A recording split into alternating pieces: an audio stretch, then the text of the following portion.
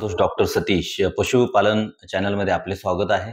सर्वात पहिल्यांदा म्हणजे की आपण ज्यावेळेस जनावर सांभाळता, जनावरांचं संगोपन करता, पण जनावर ज्यावेळेस गाभण असतं आणि गाभणपणामध्ये त्याला योग्य आहार जर मिळाला नाही, गाभणपणामध्ये त्याच्या शरीरावरती जर ट्रेस लेव्हल वाढलेली असेल, तर त्याचा परिणाम तुम्हाला व्याल्यानंतर दिसून येतो. तसंच उन्हाळ्याच्या दिवसामध्ये जनावरांना पाण्याचा वापर भरपूर प्रमाणामध्ये करावा लागतो आणि हे पाणी जर कमी प्रमाणामध्ये मिळालं, तर जनावरांचं डिहायड्रेशन होतं आणि त्याच्यामुळे जनावर अचानक दुधाला कमी येतात.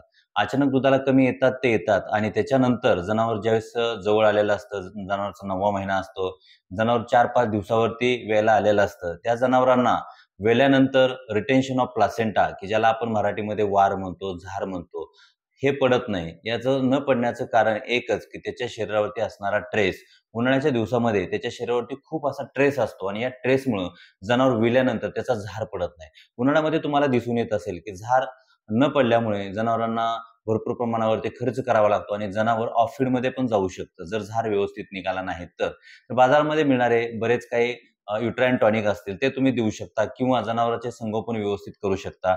जनावरांना पाणी भरपूर प्रमाणामध्ये दिलं पाहिजे आणि त्या पाण्यामुळे जनावर हायड्रेट राहतं आणि पाणी जास्त मिळालं तर जनावर विताना व्यवस्थित येतं आणि जनावरच्या शरीरावरती ट्रेस येत नाही. ट्रेस जास्त प्रमाणात असल्यामुळं जनावर विताना त्याचा झार पडत नाही आणि तो झार काढावा लागतो आणि याच्यामुळं पशुपालकांमध्ये भरपूर प्रमाणामध्ये संकट येतात. दूध कमी देणं, पैशाचा खर्च होणं.